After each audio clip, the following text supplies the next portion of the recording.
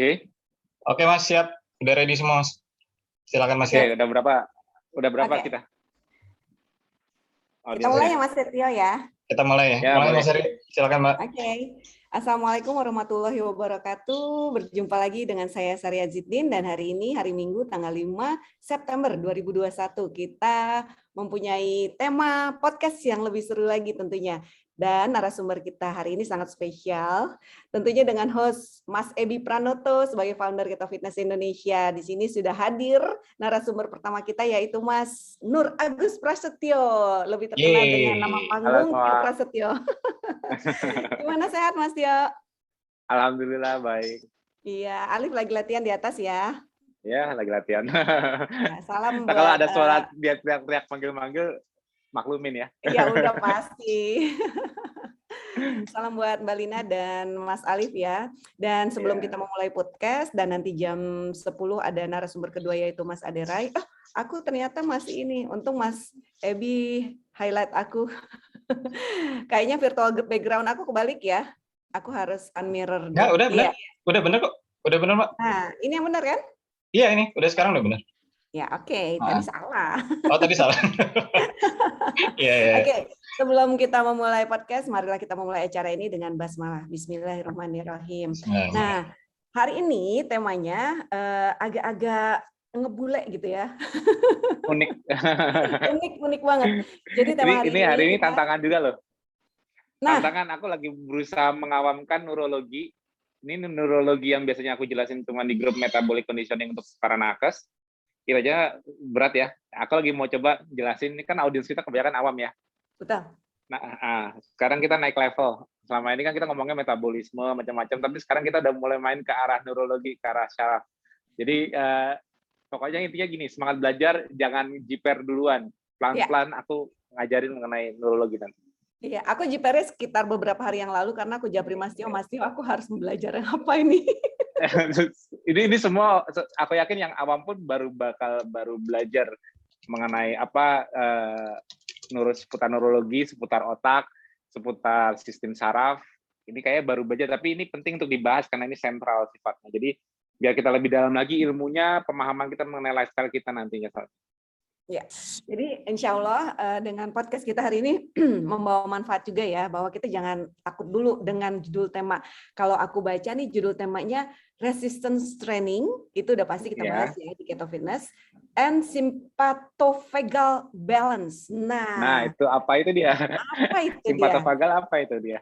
Nah, apa itu dia? Pokoknya kita harus tetap simak dan kalau perlu bawa catatan ya, kayak aku nih sediain pensil sama kertas. Karena hari ini mudah-mudahan akan menjadi salah satu bekal kita untuk bisa menjalani ketofastosis ini sebagai gaya hidup untuk sepanjang hayat. Nah, kita mulai aja untuk tidak berlama-lama lagi karena sudah hampir 60 orang yang hadir pagi ini dan mudah-mudahan nanti bertambah lagi. Silakan Mas Tio Prasetyo dimulai untuk kita membahas ini. Suaraku udah oke ya? Sekali lagi Mas. Suaraku jelas ya? Suaraku jelas ya? Jelas. Nggak ada masalah ya? Nggak ada masalah Mas. Oke, berarti sekarang aku mau share screen berarti ya? Boleh share screen. Nanti kalau ada kendala audio nanti aku ingetin Mas. Oke. Share.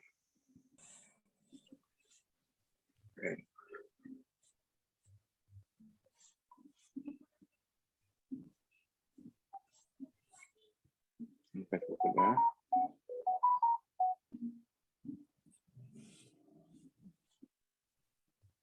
Sorry. Nah, posisinya aku mau itu dulu. Posisi gini, bagus gini atau gini? Yang gini, yang kedua. Nah, yang kedua nih. Yang ini ya? Iya. Ini udah oke ya? Berarti posisinya melebar ya? Iya, melebar. Ini udah paling besar ya? Oke. Udah oke. Buat teman-teman peserta juga nih, jangan lupa nanti mempersiapkan pertanyaan ya, dicatat dulu aja. Nanti kita akan buka pertanyaan di jam 10 setelah Mas Tio memberikan paparannya. Silakan Mas Tio. Ya. Oke, terima kasih semua yang udah hadir pagi ini. Aku akan membahas seputar dengan temanya resistant training and sympathovagal balance. Ya, tujuannya untuk avoiding COVID severity and long COVID syndrome. Jadi latihan beban, latihan resistan, dan keseimbangan simpatovagal Ya, apa itu nanti aku jelaskan. Tujuannya untuk untuk menghindari fatalitas COVID severity, dan untuk mencegah long COVID syndrome. Jadi setelah COVID itu biasanya juga ada sindromnya kalau kita mengalami maladaptasi. Nah, untuk mencegah itu terjadi, pentingnya kita menjaga simpatovagal balance ini sebelum terinfeksi. Dan nanti kalau sudah terinfeksi, ya juga kita harus mengembalikan simpatovagal balance-nya. Tapi kalau kita ngomongin resistance training atau latihan beban, berarti kan preventifnya sebelum terjadi apa dari resistance training terhadap simpatovagal balance ini. Dan apa sih simpatovagal balance itu? Nah, Oke. Kita bakal mulai ya. Sekarang kita aku mau menunjuki mengenai COVID dulu. Apa sih COVID? Apa sih yang ditakutin dari COVID? Yang ditakutin dari COVID itu ialah cytokine storm. Betul nggak? Yes. Badai sitokin atau fatalitas. Nah, kalau dilihat di sini ya, ini disebut stage-nya dari mulai infeksi. Dari awal mulai muncul clinical symptoms, ya. Ini clinical signs-nya. Ini gejala klinisnya, ini gejala klinis. Kalau ini tanda-tanda klinisnya di lab. Ya. Biasanya muncul demam ya. Demam dan batuk kering biasanya. Lalu kalau di labnya biasanya identik dengan penurunan jumlah limfosit. Disebutnya limfopenia. Disinilah saat pertama kali virusnya mulai mendapatkan perlawanan dari sistem imun. Disebutnya namanya viral response phase. Fase di mana imun tubuh kita merespon terhadap virus. Ini stage 1. Early infection. Ya. Lalu nanti kita kalau bagus ya, survive, di stage 2 kita sudah finish di stage 2-nya. Kita pulmonary phase. Di sini udah hubungannya dengan paru-paru. Nah, ini ada stagingnya ya, 2A, 2B. Gejala klinisnya, clinical symptomnya ialah sesak.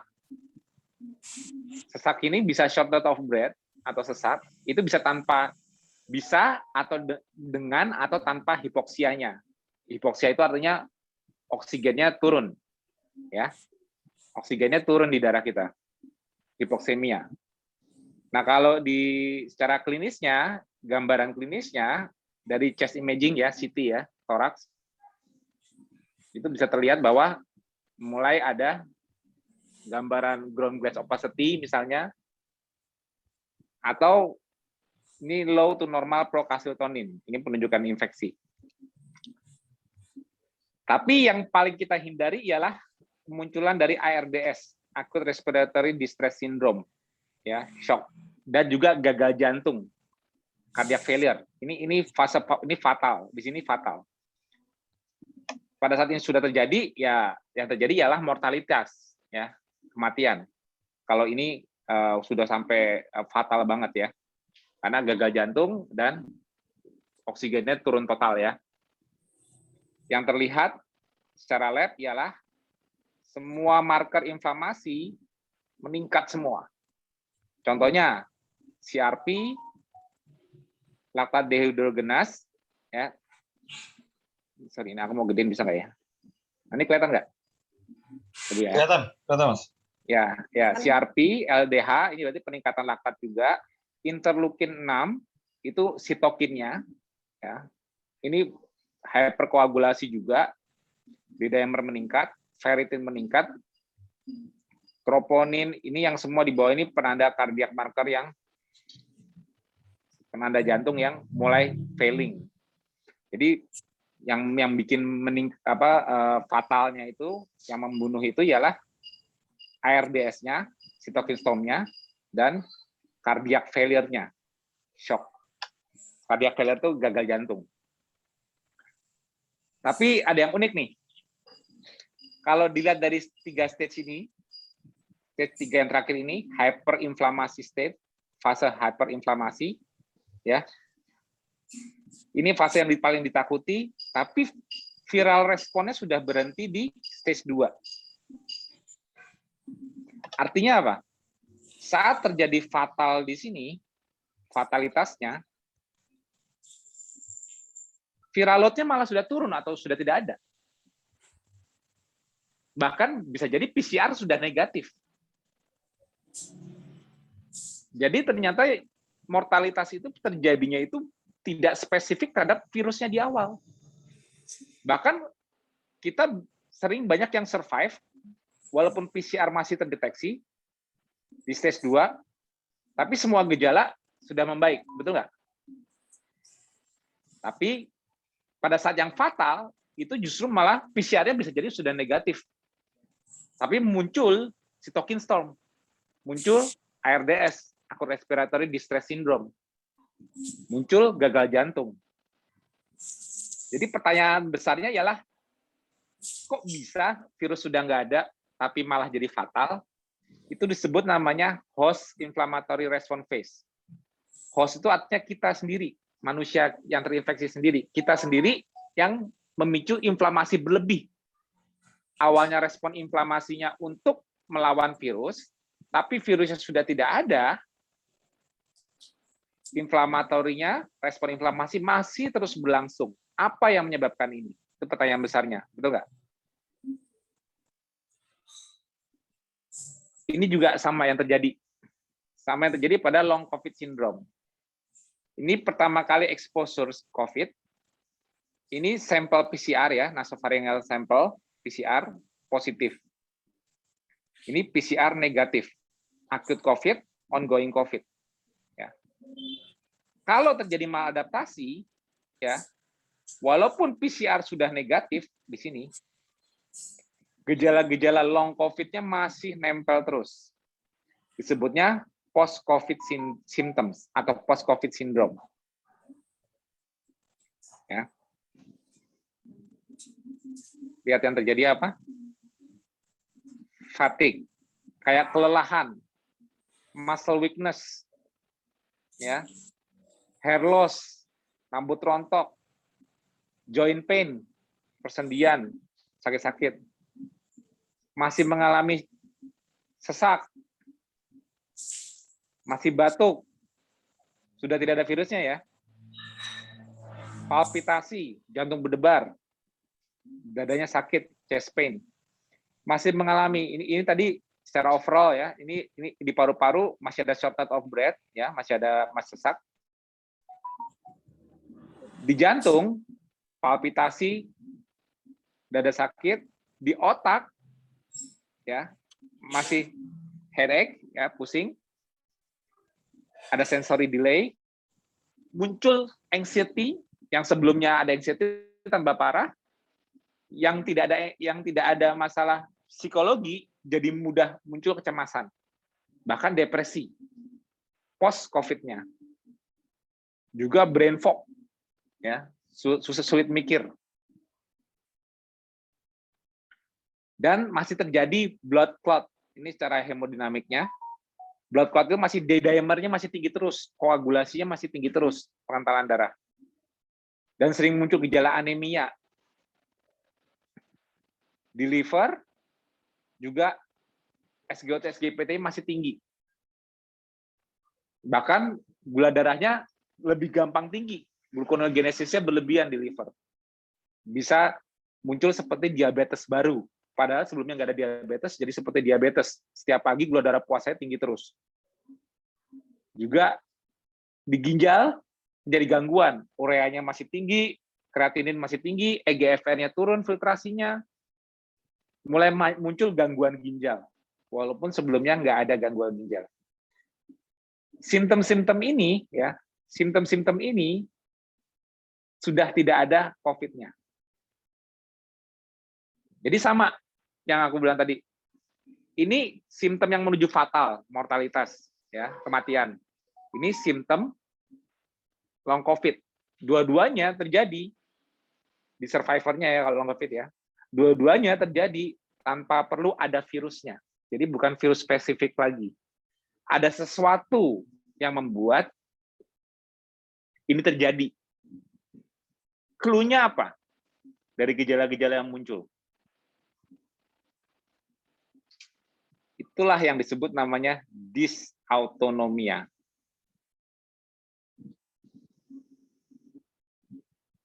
Ya. Lihat, gejala-gejala dysautonomia inilah yang muncul pada fatalitas COVID maupun long COVID syndrome. Sama kan? Lightheadedness, fainting, weakness, palpitasi, sama. Nih, sesak, shortness of breath, chest pain, sweating, excessive sweating, masalah pencernaan, sering mual,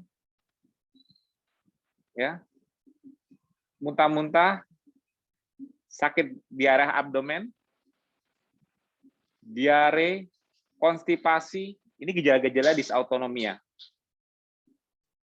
Gangguan bladder, jadi kalau malam sering pipis, sulit tidur ya. Gangguan di pupilari juga, fatigue, lelah, sleep disorder, jadi muncul ya, sulit tidur, headache, migraine, myofascial pain di muka, rasa kayak sakit, neuropathic pain, ya, dizziness, sering pusing, takikardi, berdebar, sulit olahraga, gampang ngos-ngosan, intolerance, macam-macam nih. Anxiety, muncul juga, low blood pressure, ya, sering kayak darah rendah, feeling cold, sering merasakan kedinginan, low blood pressure upon standing, kalau bangun tekanan darahnya kurang, ya ini seperti gejala POTS ya, postural orthostatic tachycardia syndrome, POTS, gangguan kognitif,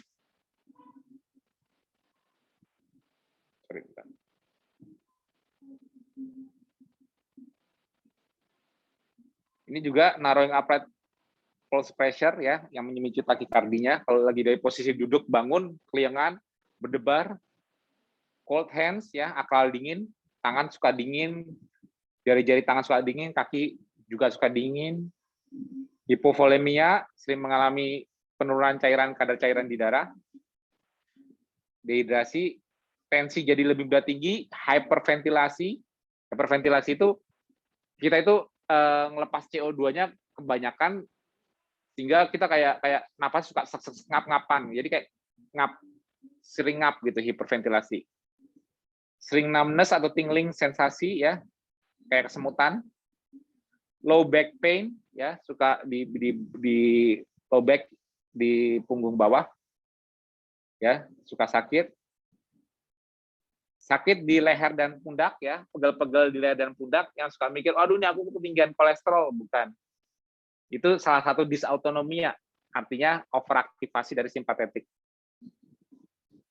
Noise sensitivity, light sensitivity, disequilibrium, aritmia, ya, aritmia, gangguan jantung, ya, chemical sensitivity, alergi-alergi jadi muncul, feeling wired, letih, capek tapi sulit tidur, muncul alergi-alergi makanan,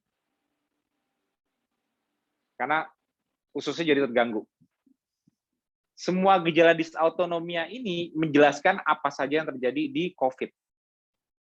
Jadi pada saat kita lihat COVID sudah fatalitasnya maupun long COVID-nya sudah tanpa virusnya, berarti yang terjadi ialah dysautonomia. Dysautonomia terjadi akibat maladaptasi saat infeksi.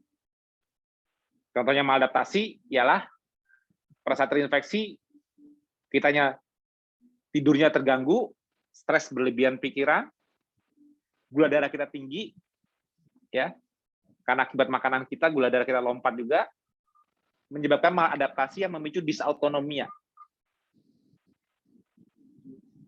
Inilah jurnal-jurnal yang menunjukkan bahwa potential autonomic dysfunction untuk morbiditas dan mortalitasnya di COVID. Akhirnya terjelaskan juga. Ini akar masalahnya. Ini yang berbahaya di COVID. Autonomic dysfunction itu yang membuat COVID itu menjadi fatal maupun COVID menimbulkan long COVID syndrome.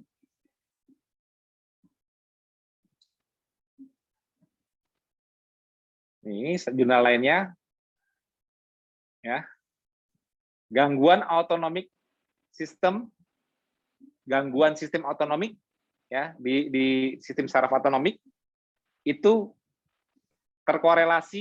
terasosiasi dengan fatalitas severity dari pasien COVID. Jadi kalau gangguan otonomik terjadi, risiko fatalitasnya meningkat. Mas Tio, Ya. Mas Tio, sebentar. Berarti autonomic dysfunction Sistem otonomik. itu sama artinya, ya sama Atau artinya disautonomia. dengan disautonomia ya, Mas? Ya, autonomic dysfunction. Oh, ya. Jadi disautonomia kan disregulasi dari otonomik atau disfungsi.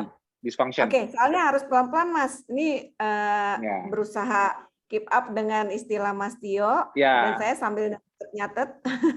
Berarti disautonomia adalah sama artinya dengan autonomic dysfunction ya, Mas? Ya, disfungsi. Oke.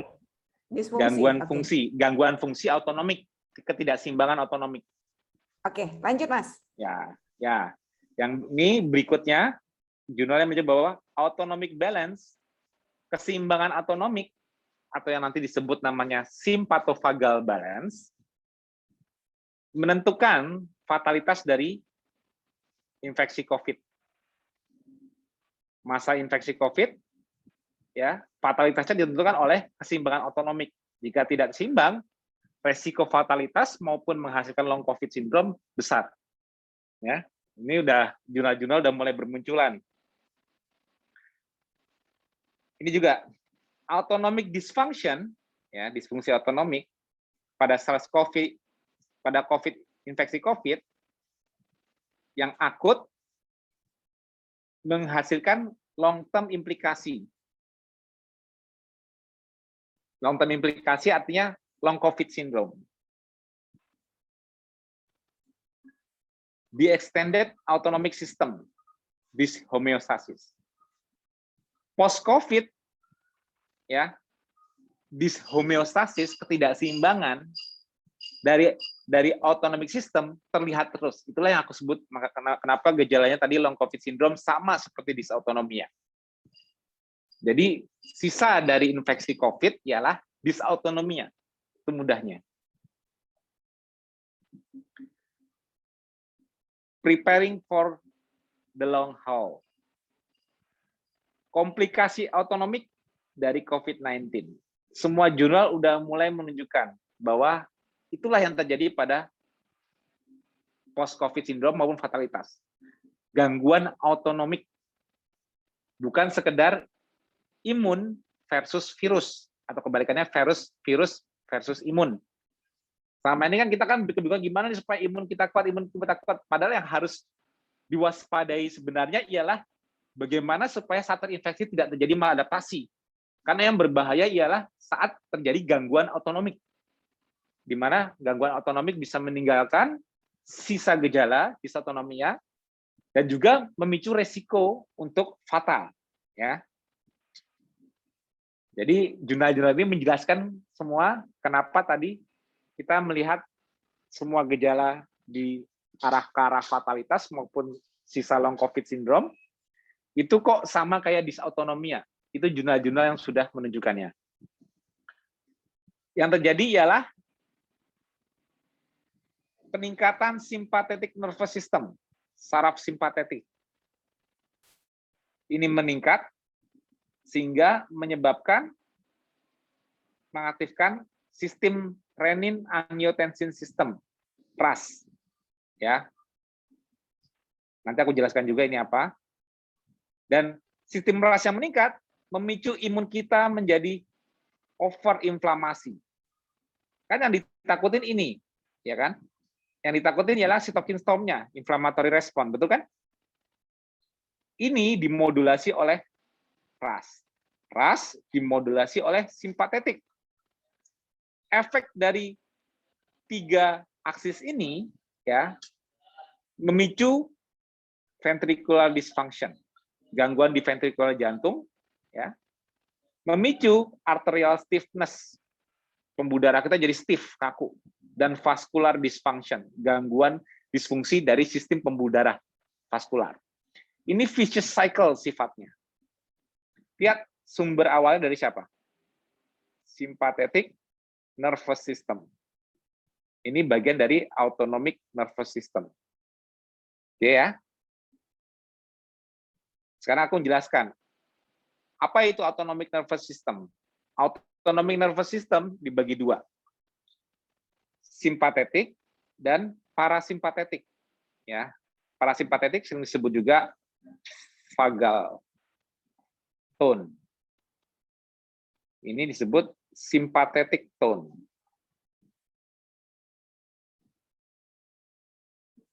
Ya.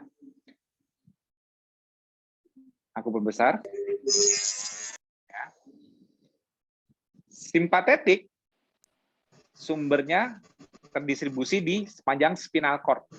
Ya, ini spinal cord di belakang tulang, sepanjang tulang punggung belakang kita. Fungsinya ya, ini salah satu fungsi-fungsinya ya.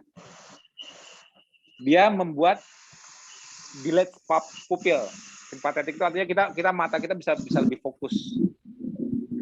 Dia membuat airways di paru-paru ya, ventilasinya meningkat, rileks, dibikin rileks. Meningkatkan detak jantung. Jadi kalau simpatetik lagi naik, contohnya kita lagi olahraga atau lagi lari, itu simpatetik kita naik, itu membuat detak jantung cepat. Ya. Menstimulasi produksi gula. Gula darah kita naik. Contohnya kita lagi lari nih, sprint. Cek gula darah kita habis sprint, pasti naik karena gluconeogenesisnya naik.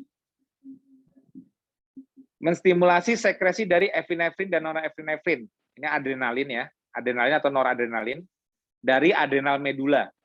Adrenal medula yang di atas ginjal. Tapi simpatetik menghambat digestion, membuat kita tidak bisa mencerna di lambung. Juga dia menghambat pencernaan di small intestine. Enzim-enzim pencernaan kita juga nggak bisa. Jadi kalau simpatetik lagi aktif, memang bukan waktunya untuk kita makan.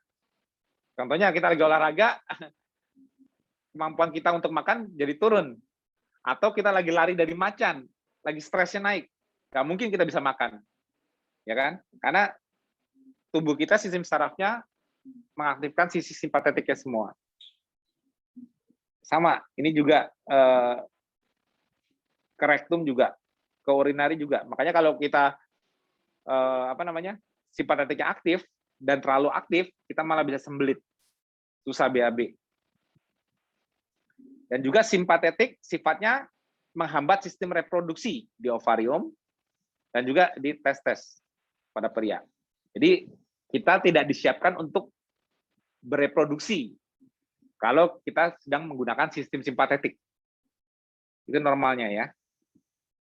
Dan lawannya, penyeimbangnya ialah parasimpatetik, yang aku bilang vagal tone lagi. Dia sumber sarafnya kalau tadi simpatetik asalnya didistribusikan sepanjang spinal cord di tulang belakang, kalau ini sumbernya titiknya langsung dari kranial, dari otak, dari bawah kranial sini, di brainstem-nya. Ini kebalikannya. Dia kalau di mata constrict pupil, menggiring kita untuk istirahat dan tidur. Nggak bisa fokus lagi matanya.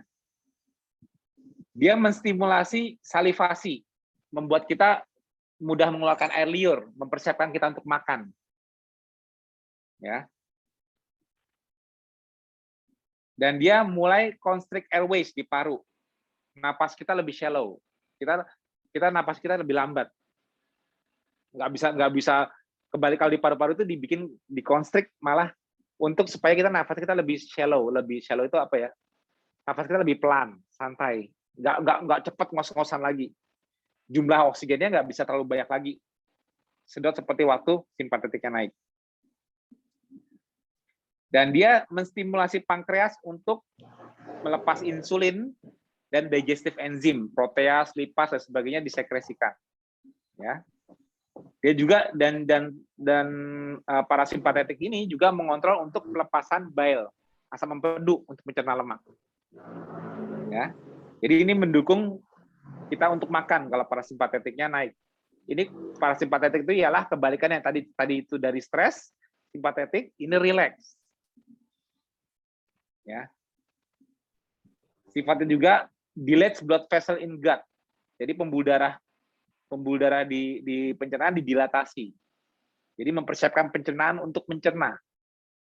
Kebalikannya juga dia mendukung sistem reproduksi. Stimulate sexual arousal, ya. Jadi untuk bereproduksi butuh relax, bukan tegang, ya kan? Makanya kalau udah malam Jumat relax ya, jangan tegang terus. Harus tegang dong, Mas. Tegangnya nanti, tapi sebelumnya harus relax dulu. Jadi dua sistem ini ya, parasimpatetik dan simpatetik ini disebut namanya autonomic nervous system. Makanya itu basic dari asal kata. Tadi kita ngebahas disautonomia itu apa sih? Gangguan autonomik apa sih? Artinya gangguan keseimbangan antara parasimpatetik dan simpatetik.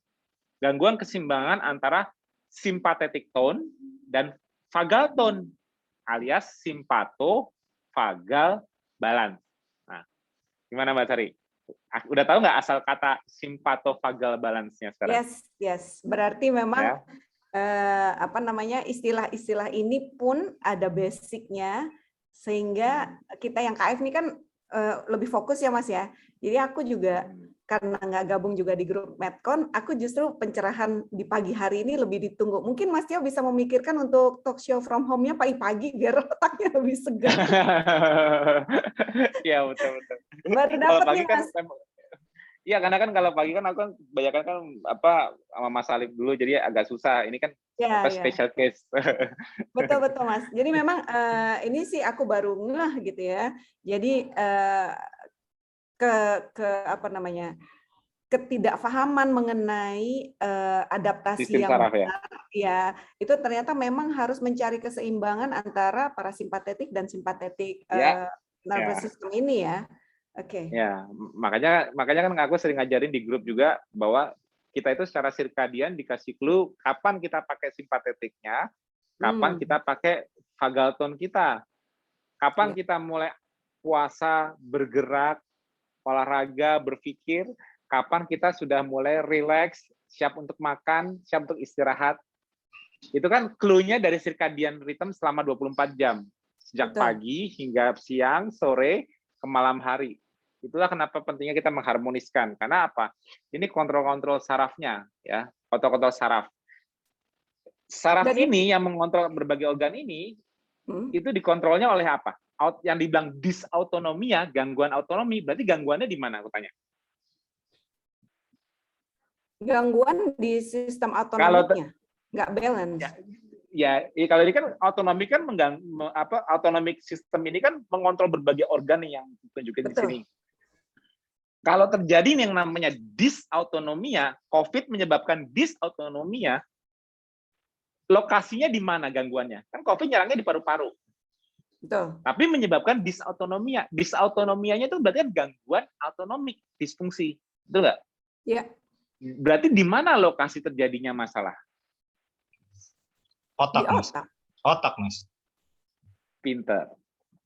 Autonomic control is regulated by the brain. Loh, COVID-nya nyerang ke otak juga? Enggak. COVID-nya enggak nyerang ke otak. Tapi kok gangguannya di autonomik, menyebabkan fatalitasnya autonomik, menyebabkan severitasnya autonomik, penyebab long COVID-nya autonomik. Berarti semua gangguannya di mana? Otak. Apakah COVID-nya ke otak? Enggak. Ya. Nanti bakal jelas kenapa kok bisa nyampe di otak. Kok bisa gejala-gejalanya disautonomia. Jadi kontrol autonomik ini diatur oleh otak. Otak mengatur berbagai hal juga ya. Temperatur kontrol, water balance, ya, keseimbangan cairan, eating behavior, lapar, kenyang, ya, ini macam-macam ya. Juga mengontrol respiratory center, mengatur pernafasan, ya, mengatur urinary bladder control. Nah, kontrol autonomik ini berlokasi terutama di hipotalamus, ya, hipotalamus, di pons dan medula. Nah, ini titiknya. Ini medula atau brainstem nih. Ini yang kalah ke bawah ke spinator. Ya. Ini gambarnya ya kalau belum pernah lihat. Jadi mungkin yang awam baru lihat, oh ini loh di otak lokasinya. Ini gambaran dari samping, slice otak dari samping. Ternyata seperti ini. Slice 2 dimensinya. Ya. Nanti aku bakal menjelaskan titik-titik ini semua. Ya, kita belajar neurologi jangan takut duluan ya. Pasti bisa, pelan-pelan aja ngertinya. Iya. Bisa, Mas. Kalau pagi seger, Mas. Ya, kalau pagi seger, Mas. Kadang-kadang orang kan mikir kalau otak itu kayaknya terlalu rumit. Orang secara memang rumit, neurologi itu memang rumit. Tapi ini PR-ku hari ini supaya orang awam bisa ikut ngerti neurologi yang mungkin sama sekali belum pernah kesentuh. Yang sama sekali mungkin taunya metabolisme, kita aja udah belajar mengenai apa Krebs cycle, belajar mengenai glikolisis, itu udah hebat buat orang awam. Tapi Betul, kita Mas. mulai maju next step, orang awam ngerti neurologi, apa nggak keren tuh? Nah, betul Mas, keren Mas. Kalau di KF kita kan mungkin nggak banyak bahas makanan, yang kita bahas fisiologi dulu. Kenapa? Karena fisiologi is for everyone. Karena semakin kita mengerti ilmu fisiologi, kita mengerti tubuh kita sendiri, kita jadi bijak dengan apa yang mau kita lakukan dengan tubuh kita, betul nggak? Betul, Mas. Kalau kita cuma mengerti makanan, nanti kita malah menganggap, oh untuk sehat saya harus makan ini, karena ini superfood. Semakin banyak makan superfood ini, saya semakin sehat. Pemikirannya jadi kayak gitu kan kalau orang awam. Karena kalau hanya berdasarkan dengan makanan, pasti dia memikir makanan sehat kalau dimakan lebih banyak menjadi lebih sehat. Itu kan pemikirannya dasar kan. Karena nggak ngerti fisiologi. Oh kalau ini makanan jelek, aku harus hindari. Ini makanan baik. Jadi ilmunya di KF itu tidak mentok di makanan. Walaupun tanda kutip KF dianggap sebagai diet. Bukan, KF itu gaya hidup. Tapi bagi orang awam, taunya KF ialah diet. Kalau diet KF, makannya apa ya? Jangan mentok di makan apa. Makan apa itu gampang sekali. Makannya cuma tidak makan karbo, selesai. Yang lain boleh? Boleh. Ikan, telur, ayam, daging, dan sebagainya. Betul nggak? Ya. Kalau cuma ngebahas makanan, kita di KF ilmunya nggak berkembang dong. Cuman di situ doang. Dengan diet lain ya bedanya beda makanannya lah. Salah. KF ialah harmonisasi 5 pilar. Harmonisasi 24 jam. Ya. Jadi dan Mas Tio, boleh aku nambahin Mas. Dan kalau misalnya menambah atau upgrading ilmu kayak Mas Tio tadi bilang bahwa kita harus mempelajari fisiologinya, justru kita juga lebih aware untuk tidak mengkondisikan situasi kita gitu ya di kondisi ketika ketemu aku kayaknya udah mengarah ke maladaptasi. Jadi kita lebih aware gitu loh Mas. Ya, kita jadi lebih introspeksi bahwa oh ternyata penjelasan Mas Tio nih, nah itu menjadi satu pencerahan supaya kita nggak gagal adaptasi gitu.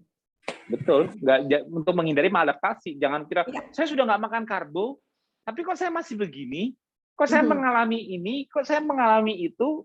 Ya. Jadi pelurunya cuma nggak makan karbo. Jadi nggak makan karbo itu nggak makan karbo yang memicu ketosis, menghasilkan keton sehingga otak bisa pakai keton yang berasal dari lemak di badan. Itu cuma satu modal. Ya. Sedangkan yang terjadi ialah hidup kita tidak makan 24 jam, kita nggak makan terus. Ya.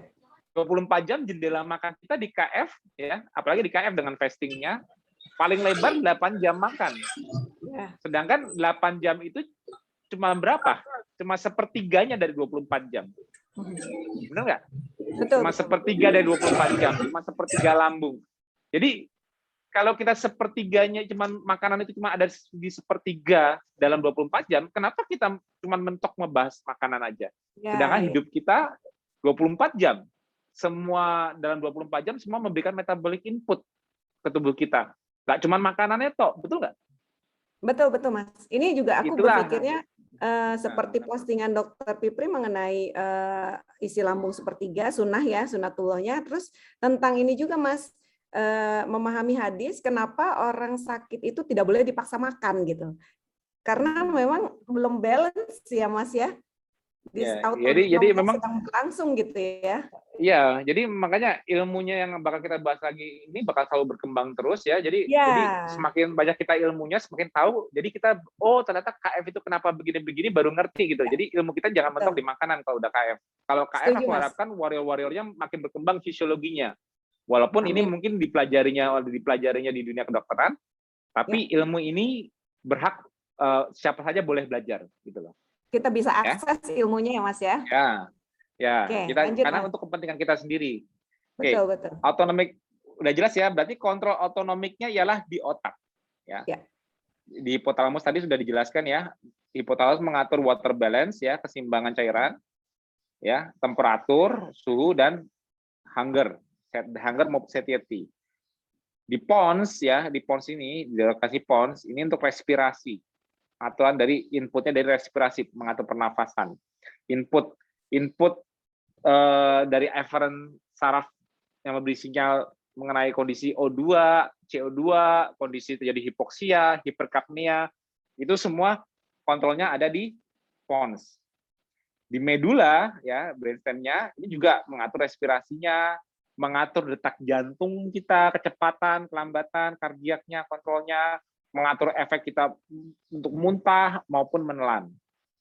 Ya, ini nggak usah dihafalin, hanya sekedar tahu aja dulu, ya. Ini secara anatominya dulu aku jelaskan. Ini kan slide-nya ini aku cutting ya biar lebih jelas ya. Ini slide-nya aku cutting. Nah, di dalam jalur antara tadi ya, di lokasi hipotalamus, pons dan medula, di sini ada neuron-neuronnya ya, yang lebih spesifik. Nanti kita maju ke depan makin spesifik ya. Ini contohnya ada PVN, ini sumbernya simpatetik ya. PVN, paraventricular nucleus, nggak usah dihafalin. PVN singkat aja. Ini sound itu supraoptical nucleus, nggak usah dihafalin. Tapi nanti kita bakal fokusnya di PVN. Kalau sound ini lebih ke arah mengatur sekresi di hipotalamus. Nah, di atasnya ini ya, di atasnya ini dia mendapatkan input juga dari CVO. CVO itu circumventricular organ. Jadi nukleus neuron-neuron yang di daerah circumventricular. Ini CVO ini ada beberapa nanti. Aku jelaskan juga. CVO ini bisa berinteraksi langsung dengan peripheral. Jadi seperti yang kita tahu kan ya, otak itu ada blood-brain barrier. Jadi pembuluh darah ke otak itu dibatasi oleh namanya blood-brain barrier. Makanya lemak nggak bisa nyebrang ke otak. Kalau lemak yang dilepas dari pipi perut paha kita bisa langsung dipakai di jantung, bisa langsung dipakai di otot, dipakai di liver. Semua organ di tubuh kita bisa pakai lemak. Semua sel di tubuh kita bisa pakai lemak saat dilepas dari tangki bensin kita, di pipi, perut, paha, semua lemak kita bisa dipakai langsung. Tapi otak tidak bisa langsung pakai lemak. Kenapa? Karena pembuluh darah yang di otak, itu pembuluh darahnya disebutnya namanya blood-brain barrier, itu sangat tebal dan tidak bisa diseberangi oleh lemak. Jadi sel otak tidak bisa langsung pakai lemak. Itu pentingnya kenapa tubuh kita melakukan namanya ketogenesis. Artinya apa? Lemaknya dikonversi dulu menjadi keton di liver, baru bisa diambil oleh otak sebagai sumber bahan baku maupun sumber energi. Kalau lemak yang langsung nggak bisa. Jadi yang membuat analogi keton itu kenapa normal ialah tujuannya keton itu dihasilkan agar otak juga bisa mengakses tangki bensin. Kan konyol. Organ terpenting bagi manusia ialah otak. Masa nggak boleh bisa mengakses tangki bensin di tubuh kita? Kalau masa harus makan terus supaya energinya dari makanan terus? Jantung semua otot bisa pakai lemak yang ada di tangki bensin. Masa otak yang paling penting pengontrol semua organ malah nggak dapat? Kan nggak mungkin kan? Nggak make sense kan? Itu sebabnya make sense-nya kalau sudah dirubah menjadi keton. Itu rahasianya keton. Karena lemak sendiri tidak bisa menyeberangi blood-brain barrier, ya. Pembuluh darah tebal pelindung otak nggak bisa nyebrangin. Nah, tapi ada bagian-bagian otak yang tidak tertutupi sempurna oleh blood-brain barrier. Jadi bisa langsung mensensing apa yang ada di darah. Nah, itu yang disebut namanya circumventricular organ, itu CVO ini. Jadi bagian-bagian otak yang bisa langsung berinteraksi dengan darah. Apa aja yang di darah bisa disensing. Nah, itulah CVO. Bagian lain ini nggak bisa karena ditutup, karena dibatasi oleh blood-brain barrier. Oke ya, itu aku sekilas tadi menjelaskan mengenai circumventricular organ. Ini PVN paraventricular nucleus. Nanti aku jelaskan bahwa ini ialah sumber simpatetik tone. Ingat ya, tadi saraf simpatetik ya, stres simpatetik. Kalau stres sama dengan simpatetik, kalau relax sama dengan parasimpatetik atau vagal tone. Ya, masih ingat ya? Oke. Jadi sumber simpatetik ini dari PVN itu bisa dipengaruhi oleh sel-sel yang berinteraksi langsung dengan darah. Darah itu artinya perifer ya, yang berada di periferal. Perifer itu darah. Kalau otak, dia dibatasin. Jadi otak ini, mulai sekarang aku sebut otak itu sentral. Kalau yang di darah, jantung dan semuanya itu periferal. Jadi cara berkomunikasinya perifer secara langsung dengan otak ialah melalui circumventricular organ CVO ini. Dan jalur simpatetik tadi yang stres ini sinyalnya awalnya dari PVN paraventricular nucleus, dia bakal direlay ke nukleus, ini stasiun relaynya, relay ke seluruh tubuh, nantinya simpatetik ke RVLM. Ya, nggak usah dihafalin, RVLM itu rostral ventrolateral medulla. Nggak usah dihafalkan, tapi RVLM itu kayak relaynya. Dari RVLM, baru garis merah ini, dia memberikan tembakan simpatetik, sinyal simpatetik ke seluruh tubuh lewat spinal cord. Nah, kalau dari otak ke seluruh tubuh disebutnya efferent. Efferent itu affecting. Kalau dari tubuh kembali ke otak, afferent, affecting the brain, then the brain affecting the organs. Afferent, hafal ya? Hafal nggak? Mudah-mudahan hafal. Hafal Mas. Pokoknya afferent itu efek ya. Kalau afferent, affecting the brain. Oke. Kalau efferent, affecting otak yang mempengaruhi organ lain. Ya. Nah, ini sympathetic efferent yang garis merah ya. Jelas ya, warna merah ya. Nah, sekarang yang warna hijau ini parasimpatetiknya, relaxnya. Kalau tadi simpatetik sumbernya dari paraventricular nucleus, sekarang sumbernya sinyal untuk relax, tembakan neurotransmitter asetilkolin yang memberikan efek relax, itu dari mana, Mas? Di otak. Disebutnya dari NTS, Nucleus Tractus Solitarius. Nggak usah dihafalin ya. Aku sebutin kata-katanya, tapi aku nggak mau nakut-nakutin. Berarti orang kalau udah dengar bahasa yang sulit, jiper. Makanya aku bilang, cara belajarnya jangan gitu. Karena ini neurologi untuk awam, karena yang bikin sulit itu kenapa? Apalagi kalau keluar di ujian. Ingat, di KF tidak ada yang menguji kalian. Ini tidak keluar untuk lulus. Justru yang penting dari belajar neurologi itu ialah paham cara kerja. Di KF semuanya yang penting paham, nggak hafal ini kepanjangannya apa ya, lihat lagi nyontek, nggak ada yang marahin kalau nyontek.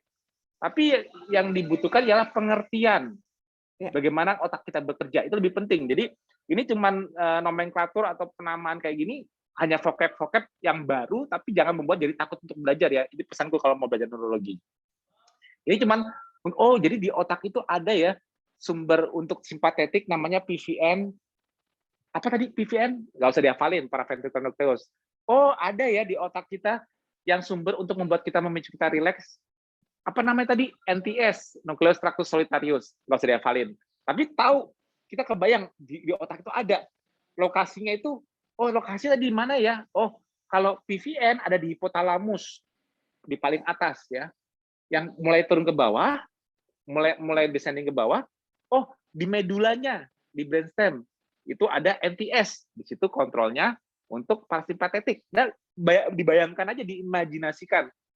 Kita ngerti dulu cara belajar itu kayak gitu, jangan hafal. Kalau udah tadi apa lupa, udah keder duluan, jangan, nggak ada hafalan ya. Ikutin cara belajarku. Jadi sumber parasimpatetik atau vagal dari Nucleus Tractus Solitarius ini ya, dia juga relay. Kalau tadi PVN relaynya ialah RVLM, NTS relaynya ialah DMNX ya. Aku sebutin ya, dorsal motor nucleus of vagus nerve, nggak usah diapalin. Dorsal motor, ingat ya, dorsal motor nucleus, itu yang dari dorsal motor ini nanti nembakin parasimpatetik ke mana-mana. Jalurnya kemana-mana nih, lihat. Parasimpatetik efferent, affecting, ya. Parasimpatetik, ya. Efferent ini jangan bingung ya. Ini aku mundur sebentar biar kelihatan lagi. Yang mana sih tadi eferen? Nih. Ini ya. Parasimpatetik. Ini jalur-jalurnya dari sini ya. Ini DMNX-nya ya. Dorsal motornya di sini. Kalau simpatetik dari RVLM ya. Ini sumber yang dia sebelum dibagikan di sepanjang spinal cord, sumbernya dari RVLM di sini. Sumbernya lagi di atasnya lagi PVN. Di sini ada PVN ke RVLM, baru dibagikan ke spinal cord. Spinal cord ini melalui jalur namanya IML, intromediolateral. Tapi nggak usah dihafalin dulu. Nah, kalau yang parasimpatetik, dia langsung ditembak dari dorsal motor vagus nerve-nya tadi itu, DMNX. Di sini sumbernya dari ada NTS tadi, ya. Ingat ya. Nah, ini baru ke organ-organ lain di seluruh tubuh. Kerjanya saling antagonis. Saling menyeimbangkan, yang satu menstimulasi, yang satu menghambat. Paham ya? Nah, aku balik lagi ke sini. Nah, jadi eferen ini larinya kemana udah tahu ya? Mas Ari tahu kan? Tahu, Mas. Oke. Sekarang kebalikannya, ada yang namanya aferen, affecting. Jadi dari organ, dari perifer mempengaruhi ke otak. Contohnya ialah baroreseptor dan vagal afferent. Berbagai vagal afferent itu ialah saraf yang memberikan sinyal kembali ke NTS. Sebetulnya ini dia juga memberikan ke nukleus ambigus. Tapi enggak, ini yang pentingnya aja dulu. Ke NTS. Jadi untuk NTS aktif, untuk NTS menghasilkan vagal tone yang menghambat simpatetik, artinya dia menghambat RVLM, ya dong. Ya. Kalau ini kan anggap aja ini simpatetik nih, RVLM ya. Positif. NTS kan harus memberikan efek negatifnya kan? Ya. Untuk dia memberikan efek negatif untuk menghambat positifnya dari tembakan simpatetik di RVLM yang asalnya dari PVN, ini sumbernya ya. Sumber awalnya, ini relaynya. NTS ini harus bisa menghambat RVLM, tapi jalurnya dia ialah melalui dulu disebut namanya CVLM, caudal ventrolateral medulla, nggak usah dihafalin. Dia nembak ke CVLM baru nembak ke RVLM, menghambat. Sehingga RVLM yang menghasilkan sinyal di sini menjadi turun, betul nggak? Kita lagi belajar engineering nih, kontrol sistem kontrol. Nah, ya kan? Kalau ini nggak dihambat oleh CVLM, RVLM tembakannya misalnya 100. Kalau dihambat, anggap aja kita matematika, anggap aja CVLM memberikan minus 50. Minus 50, maka hasil simpatetik di sini ialah turun menjadi 50. Betul nggak? Ya. Jadi CVLM menurunkan tembakan dari RVLM. Ini kita cuma matematika aja. Sumbernya dari NTS, ya. Tapi kalau NTS mau memberikan sinyal parasimpatetik, dia nembaknya ke dorsal motor, oke? Dorsal motor yang membagikan kemana-mana. Ya. Nah, jadi kalau dia mau menghambat RVLM lewat CVLM dulu, tapi sebetulnya nih realnya NTS itu juga bisa langsung ke sini. Udah ada penelitiannya, tapi nggak signifikan. Karena yang sering diteliti itu di lokasi ini karena langsung berhubungan dengan jantung, kontrol kardiovaskular. Tapi NTS sendiri kalau sudah diaktifkan oleh afferent sinyal dari baroreseptor, itu juga bisa directly hambat di sumbernya langsung di sana, di PVN. Sumber simpatetiknya sebelum direlay oleh RVLM. Oke ya, sampai sini paham ya. Aku lanjut lagi ya. Lanjut, Mas. Mudah-mudahan belum keder. Yang penting ada kopi, Mas. Ya, tenang. Nih, oke. Jadi yang aku bilang tadi, dari otak, itulah keluar. Namanya parasimpatetik, tadi vagal. Ini aku bilang kenapa kontrol jantung. Kenapa? Karena ini sifatnya menghambat kontraksi jantung. Sedangkan yang simpatetik, ini parasimpatetik atau vagal tone ya. Ya. Ini simpatetik ingat, tadi ini dari RVLM. Dari RVLM di medula juga. Kalau ini dari nukleus ambigus, ada juga nih. Jadi untuk ke jantung itu juga ada namanya nukleus ambigus, tapi nggak usah dihafalin. Ada juga lewat dorsal motor, DMNX. Nah, jadi kontrol itu kalau simpatetik dia lewat spinal cord dulu ya, lewat spinal cord. kalau simpatetik, baru dia ada 2 titik dulu. Kalau parasimpatetik langsung kayak kabelnya langsung ke jantung. Kalau simpatetik dia selalu ada not relay kembali, sebutnya namanya simpatetik ganglia. Baru dia memberikan ini pre, kalau di sini kalau namanya ganglia berarti di sebelah sini pre, sebelah sini post ganglionik. Oh, oke. Ya, jadi ini simpatetik di sini memberikan positif. Artinya apa? Membuat jantung berkontraksi, neken, gitu, stres, neken, dorong. Sedangkan parasimpatetik kebalikannya, rileks, santai. Nah, jadi kalau kita jantungnya lagi berdebar, deg-degan, itu apa yang dominan apa? Simpatetik apa parasimpatetik? Kalau lagi berdebar, katanya. Simpatetik. Nah, kalau kita lagi santai, jantungnya lambat, detaknya santai, itu yang dominan apa? Parasimpatetik. Pinter. Gampang kan? Gampang kan neurologi? Gampang. Nanti bentar lagi pinter deh. Ya. Nah, simpatetik ini saat dia mengaktifkan jantung untuk berdebar lebih cepat, tujuannya berarti kan dia untuk memberikan darah lebih cepat kemana-mana dong. Betul. Yang ngirim darahnya itu melalui selang kan? Ada selangnya kan? Disebut namanya pembuluh darah kan? Blood vessel. Ya. Ya, berarti supaya jantung itu kontraksinya itu mendorongnya darah itu bisa lebih cepat, selangnya perlu selang yang gede, selang yang dilebarin ruangannya, apa di malah harus dikecilin supaya lebih cepat semprotannya? Besarin Mas. Dibesarkan Mas. Kalau nyemprot enggak dong, kalau nyemprot air, ya. air kalau mau disemprotkan lebih jauh, kecilin dong. Betul, kecilin. Nah, berarti agar kalau kita lagi muter kerannya digedein, kerannya airnya digedein, alias kontraksi jantung dikencengin, supaya airnya juga lebih cepat ngirimnya kemana-mana atau nyemprotnya lebih jauh, lebih cepat, ujung selangnya kita kecilin nggak? Kecilin. Nah, jadi ini kenapa ada 2 biru, ya? Satu simpatetik mempercepat detak jantung, tapi dia juga membuat pembuluh darah mengecil. Jadi efek saraf simpatetik juga mengatur supaya pembuluh darah itu mengecil, konstrik. Jadi tekanan airnya kenceng, alias tekanan darahnya meningkat, betul nggak? Ya. Nah, jadi kalau simpatetik kita lagi aktif, tensi kita juga naik nggak? Naik. Ya betul dong, tekanan darah kita naik kan? Nah, oke. Nah, udah mulai paham belum nih sekarang? Tujuannya otak. Nah, jadi tujuannya otak detak jantung kita dibikin lebih cepat oleh simpatetik, saraf simpatetik, tapi juga harus bisa membuat selang kita lebih kecil supaya lebih cepat kemana-mana darahnya. Artinya kalau orang tensinya tinggi, berarti yang tinggi apanya? Aduh, tensiku tinggi nih. Yang tinggi simpatetik tone apa vagal tone? Simpatetik.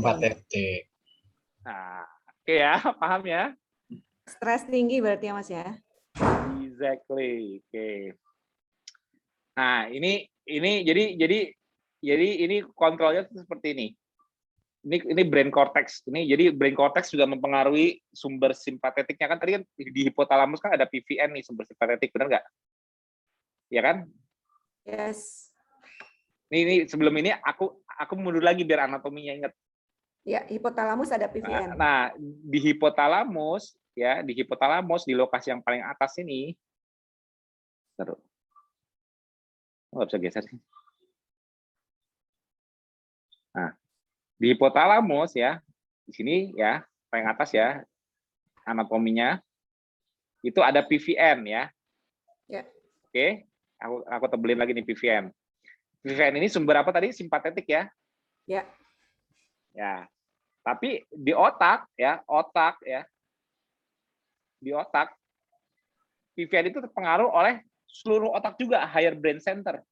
Jadi kalau simpatetik tinggi, tadi misalnya kita secara fisik kita lari cepat, lari sprint, simpatetik kita naik, jantung kita berdebar, tensi kita naik, supaya kita bisa darahnya kemana-mana dan kita bisa lari kenceng. Kalau misalnya kita nggak lari, lagi santai, nggak ngapa-ngapain, bisa nggak kita naikin simpatetik kita juga? Enggak dong, Mas. Ini dari higher brain center, dari seluruh CNS bisa mempengaruhi PVN. Caranya gimana dari CNS ini? Gimana? Kalau lari itu tadi bilang apa? Stres. Ya. Nah, gimana memicu stres tanpa perlu lari? Berarti kalau lari itu fisiologi, fisik yang menyebabkan stres. Oh. Psikologi bisa nggak? Ya, Psikologi bisa. kan bisa kan? Stres Artinya psikis apa? ya. Stres psikis aja. Ya, Misalnya gini, betul. lagi santai, parasimpatetik dominan, tiba-tiba dapat telepon. Nauzubillah zalik. Pak, rumah kebakaran. Nah, Ya. kira-kira perlu lari nggak? Simpatetik naik nggak? Naik. Nah, kalau simpatetik naik, detak jantung gimana? Ingat, Ikut naik. berdebar nggak? Berdebar. Nah, tekanan pembuluh darah mengecil nggak? Makin tinggi, pembuluhnya makin kecil. Nah, kalau pembuluh makin kecil, kontraksi jantung makin besar, tekanan darah naik nggak? Naik. Ya. Nggak perlu lari kan? Itu lagi nonton TV loh, santai-santai duduk, tapi ditelepon. Ya kan? Cuma dengan nerima telepon, psikologinya, jadi di korteks ya, di prefrontal cortex dan sebagainya, di CNS, sumber-sumber yang kita bisa melihat dari secara indera kita, dari mata, dikoordinasikan lagi di otak, itu bisa mempengaruhi PVN di hipotalamus untuk aktif, memberikan sinyal simpatetik. Ya, nah, baru dia simpatetik ini kembali di hipotalamus direlay ke RVLM. Tadi ingat nggak? Ya. Di medula. Di medula ini kan ada NTS, ada RVLM, benar nggak? Betul. Nah, jadi NTS ini, NTS atau sumbernya generator. NTS ini sekarang aku kasih ini. Generator sinyal vagal atau parasimpatetik ya. Kalau PVN ini generator sinyal stres atau Mas, ambil simpatetik. kertas dulu, Mas. Ya, di hipotalamus tadi ada PVN, generator itu sumber sinyal awalnya. Generator ya, listrik awalnya listrik untuk stres ini, listrik untuk santai ini. Nah, bayanginnya kayak gitu ya. Jadi NTS ya, NTS itu sumber generator sinyal vagal ya. Di PVN, di hipotalamus, generator sinyal stres atau simpatetik. Nah, NTS ini ya, ini sebetulnya aku jelasin yang gambar ini sebelumnya sih, jelasin gambar ini sebelumnya ya. Aku jelasin di sini. Yang aku jelas tadi, dia sifatnya mengaktifkan vagal relay-nya. Ini apa tadi? DMNX, dorsal motor nucleus of vagus nerve. Ya. Simpatetik, ini RVLM di medula. Rostral ventrolateral medulla. Kalau NTS aktif, dia menghambat simpatetik negatif ya. Ini walaupun jalurnya melalui CVLM dulu tadi. Ya, caudal ventrolateral medulla. Jalurnya lewat CVLM menghambat ya. NTS langsung mengaktifkan vagal. Jadi untuk membuat rileks negatif, membuat stres ya. Stres di vessel pembuluh darah, stres di jantung kontraksi. Ini kontrolnya ya di medula. Ya, ini di jantung heart negatif dari vagal, positif dari simpatetik. Nah, simpatetik sendiri juga mempengaruhi vessel pembuluh darah agar stres mengecil. Ya kan kontraksi kan pembuluh darah kontrak mengecil. Oke ya. Oke, Mas. Nah, dan yang memicu NTS ini aktif membuat positif ialah reseptor aferen yang berasal dari tubuh. Jadi tubuh yang memicu kita untuk rileks.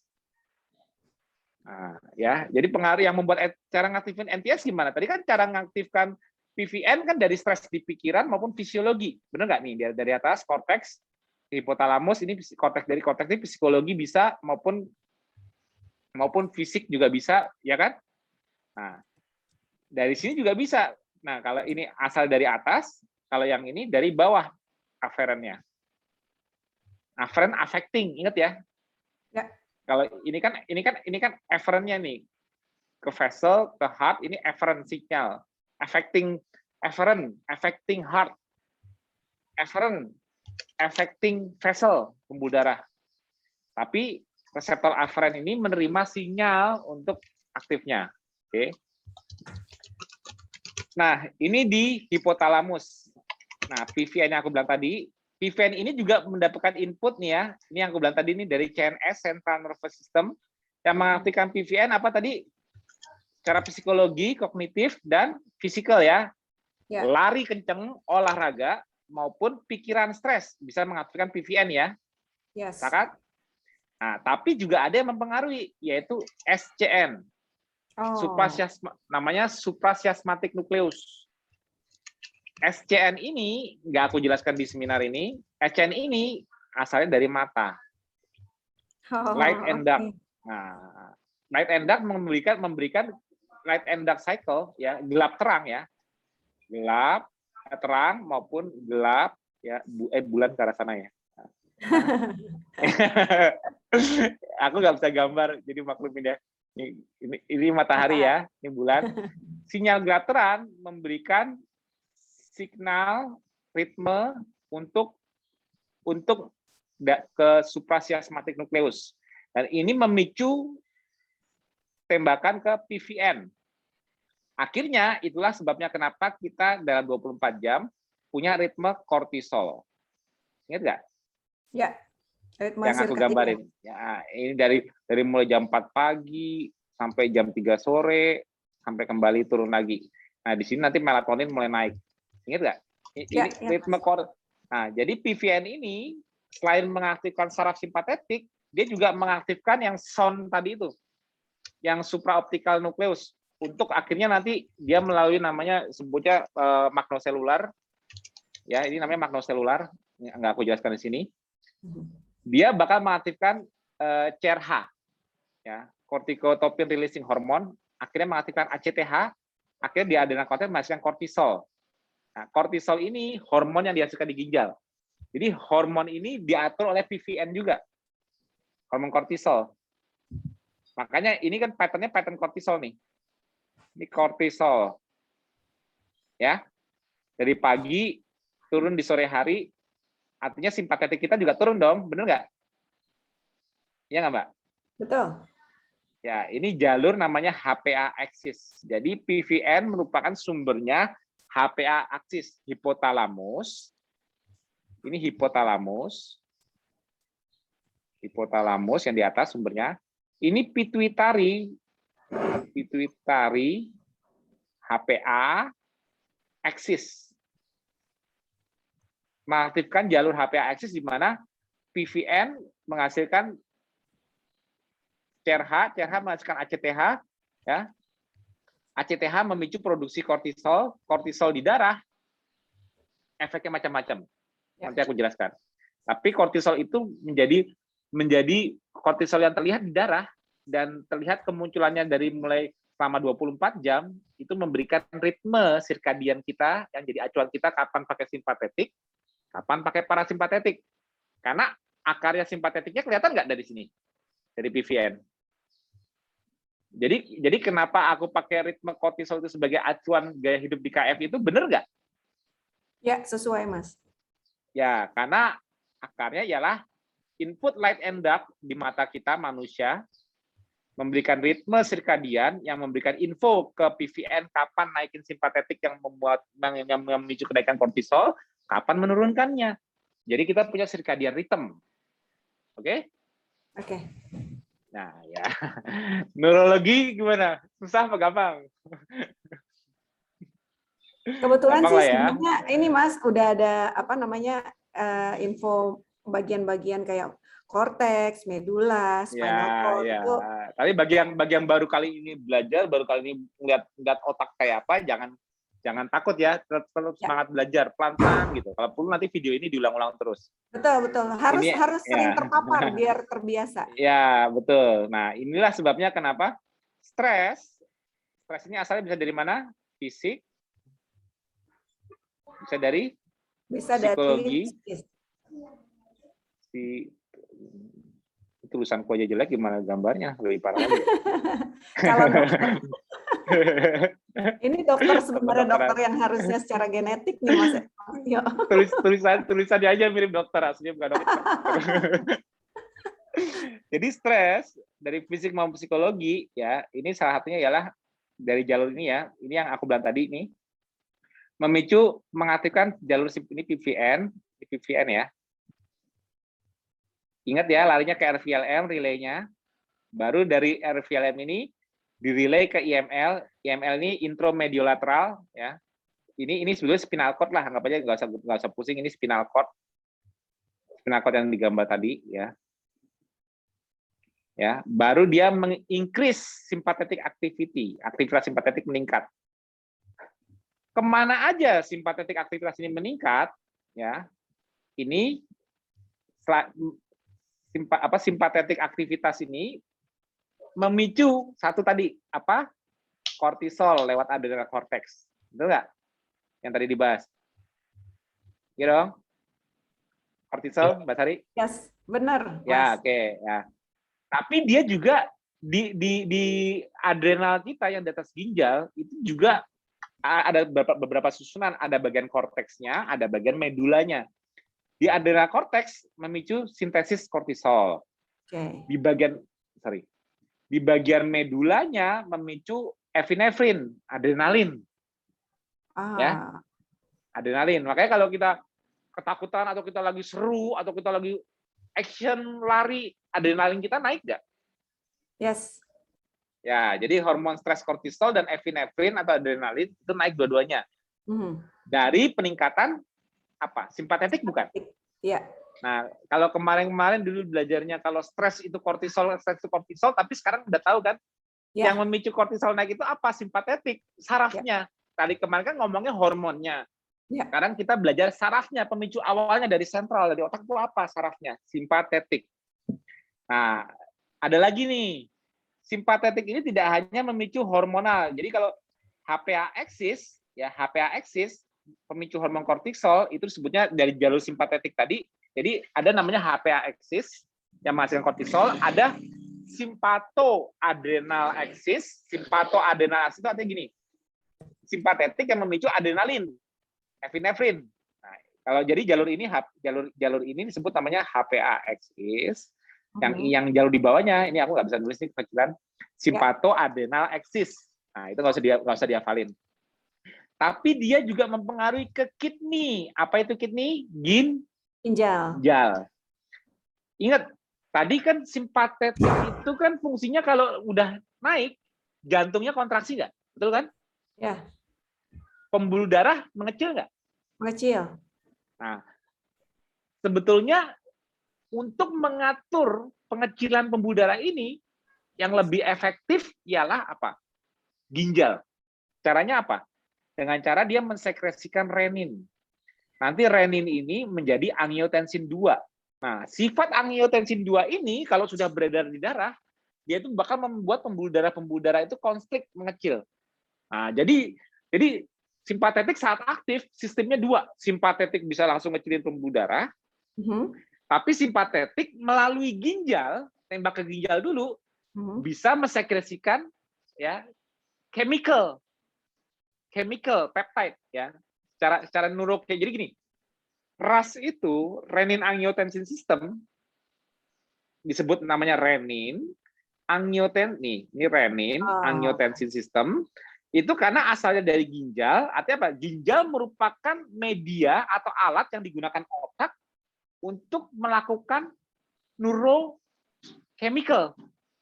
Dari saraf neurotransmitter menjadi chemicalnya apa? Renin angiotensin 2. Jadi ginjal itu merupakan media neurochemical pathway bagi otak untuk mempengaruhi vaskular, pembuluh darah, sehingga bisa mengecil. Kalau tadi kan simpatetik direct inervasi direct untuk mengecilkan pembuluh darah. Lebih efektif supaya lebih kecilnya lebih maksimal gimana? Ngecilinnya supaya semprotan lebih kencang, pakai chemical juga, reaksi kimia.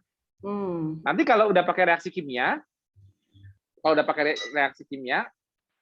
makanya tadi mana lagi? Nah, angiotensin 2 ini memberikan reaksi ke reseptor-reseptor di pembuluh darah agar mengecil.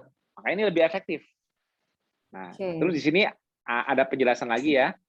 Jadi kalau orang yang mengalami obesitas, nih, ini aku lingkarin. Ya. Ini aku gedein dulu deh, biar kelihatan deh. Kalau orang mengalami obesitas, kegemukan, hiperglikemia, gula darah tinggi, insulin resistan, ya resistansi insulin, dan dislipemia, trigliseridnya tinggi, Ya. itu kan menghasilkan leptin. Leptin itu hormon kenyang. Jadi sel-sel di lemak kita kalau kepenuhan dia mensekresikan yang namanya leptin. Jadi kalau kita itu sinyal kenyang, sinyal bahwa ini sudah penuh, gudang sudah penuh.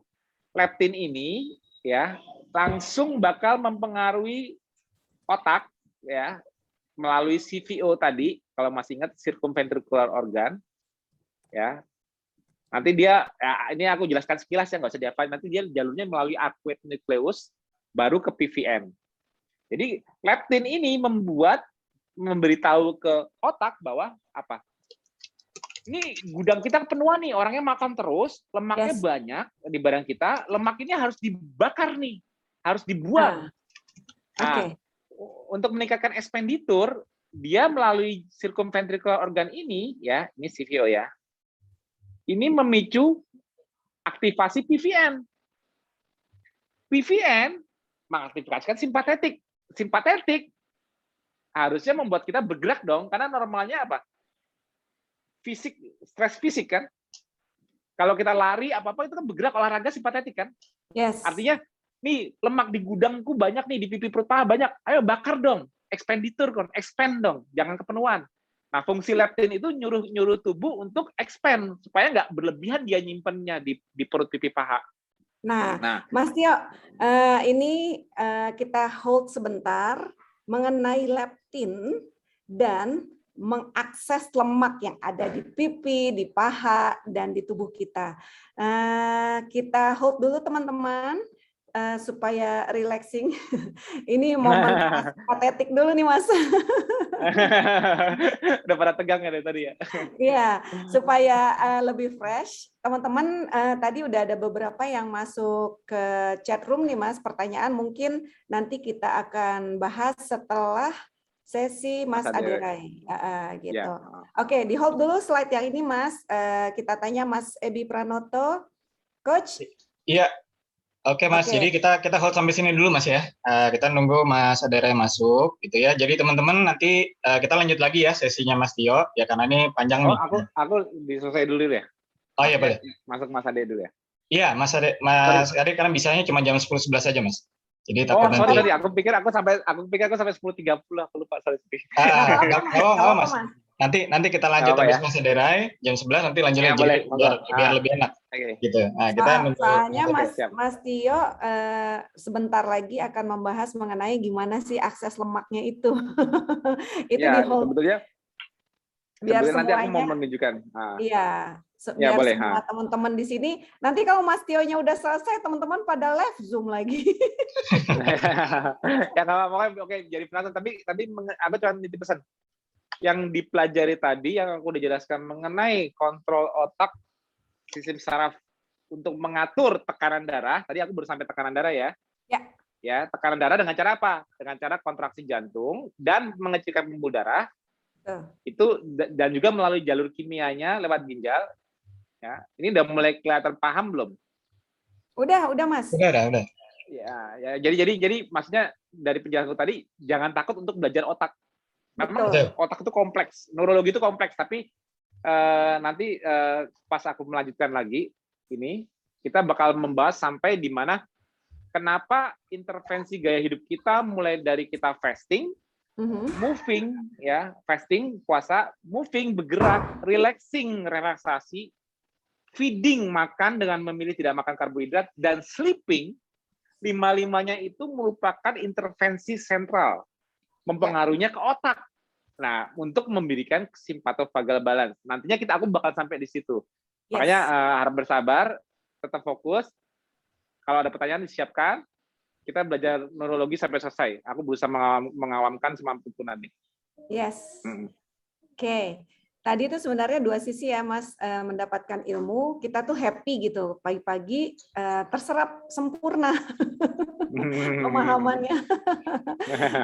karena pagi memang ketika Mas Tio merubah talk show from home menjadi sore itu agak-agak lebih fresh ya. Kalau malam udah tiduran. Kalau malam udah sering ngantuk, Mas. Jadi kalau dulu talk show from home-nya begitu selesai jam refill istilahnya gitu ya, itu udah masuk ke relaksasi. Ya. Kalau sekarang aku mikir makanya nyari waktu di mana gilirannya Mas Alif ngalah. Di hari itu tuh Sabtu biasanya kan aku kalau memang sesuatu sibuknya sama Alif sama Lina. Tapi kalau sekarang nanti aksesnya bisa digeser sore. Kalau malam itu kan karena aku mikirnya mereka Alif udah tidur, Lina udah santai, aku bisa urusan ini gitu.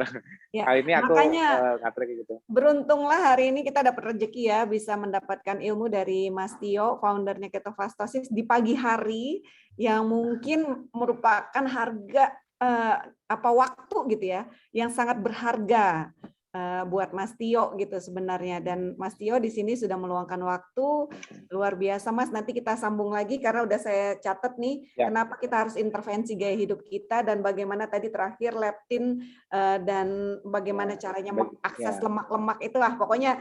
Ya, nanti bakal lebih jelas. Lebih jelas lagi. Gimana Coach? Ini aku stop screen dulu ya. Aku stop screen ya. Ya, sampai sini aja dulu, Mas. Ya, Mas Ari, kita nunggu Mas Adera masuk sebentar. Apa-apa. Jadi teman-teman nanti kalau misalnya ada yang mau pertanyaan ya, kita nanti hold pertanyaan chat kita ini ke host sama co-host. Jadi karena waktu Mas Adera nggak banyak gitu ya teman-teman, nanti sesi Mas Adera ini dari pertanyaan dan kemungkinan dari beberapa yang akan disampaikan sama Mas Aderai gitu ya. Nah, jadi jika ada yang mau ditanyakan nggak apa-apa ditanyakan, tapi nanti dari kami host dan co-host akan milih ya karena waktu Mas Aderai terbatas gitu ya. Oke. Oke, nanti Mas Tio mau nanya juga ya sama Mas Aderai. Iya. Mas Tio harus nanya dong. Nanya apa? Ada ya. Terserah Mas. Nanti ke Mas Aderai. Oke, kita tunggu Mas Aderai. Jadi ini kesempatan bagus ya teman-teman. Jadi seperti mungkin bagi teman-teman yang sudah tahu gitu ya, Mas Aderai sekarang juga banyak kalau dilihat di channel YouTube-nya di Dunia Aderai itu mengkampanyekan tentang ketogenik, tentang fasting gitu ya. Jadi cocok sekali dengan gaya hidup kita di KF gitu ya. Nah, jadi apa yang nanti mungkin Mas Aderai akan sampaikan, nanti kita juga bisa belajar gitu ya. Nah, jadi karena ini banyak pertanyaan teman-teman, bisa nggak bangun otot dengan KF segala macam? Aku sendiri sudah buktikan bisa gitu ya. Jadi teman-teman nggak usah khawatir. Nah, jadi ada yang mau ditanyakan silakan, tapi nanti kita sortir dulu ya pertanyaannya. Kalau mau tanya silakan gitu ya. Nanti ada berapa pertanyaan yang sudah masuk nanti akan dipilih sama Mbak Sari gitu ya. Sebentar. Kalau aku juga harusnya jadi living proof dong, bisa dong bangun otot. Oh iya. Mas Tio. Aku nggak punya foto pas kurus banget sih di sini. Di sini malah adanya foto pas kawinan dulu nih, gendut banget ada. Mau dong, lihat Mas. Ada Mas yang 2016 fotonya Mas Tio 2016 tuh benar-benar kurus itu Mas. Yang 2016. Enggak yang di sini, Nih foto Komalina. Iya. Kalau enggak nih? Di highlight.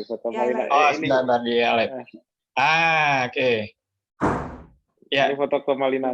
Bentar Mas. Aku spotlight dulu Mas. Ya. Wah. Iya kan, gendut banget ya. Ini Bapak siapa ya? Lagi ya. Ini waktu apa namanya? Waktu prewedding. Ini bukan salah foto dengan Ajis Gagap ya, Mas? Rawat ya.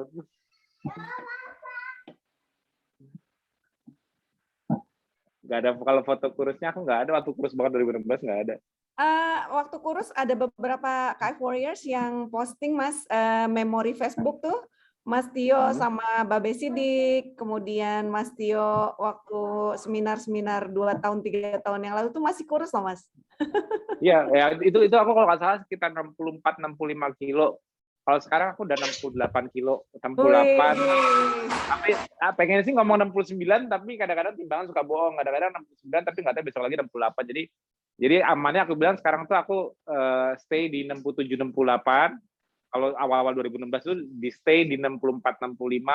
Tapi sebelum aku buat KF, aku pernah 62-63. Wow, 62, 63 Mas. Kering banget. Iya, iya. Sebelum kan KF 2016. 2012, 2013 itu aku pernah sampai di level 62-63 kilo. Dan memang proses. Jadi aku stabil di 64-65 kilo. Yang waktu orang-orang mungkin pernah lihat aku di awal KF itu aku 64-65 kilo.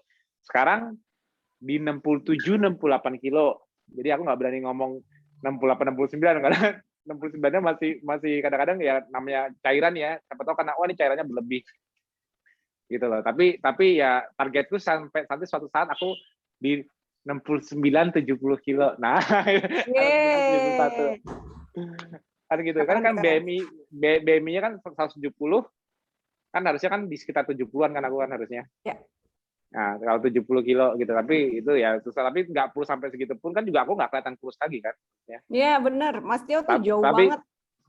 Tapi bikin pesanku gini, bikin otot itu gini, menguruskan tuh gampang, gemuk ke kurus itu gampang, membakar lemak itu gampang. Yang susah itu menambah otot, menambah fungsi. Karena apa? Ya.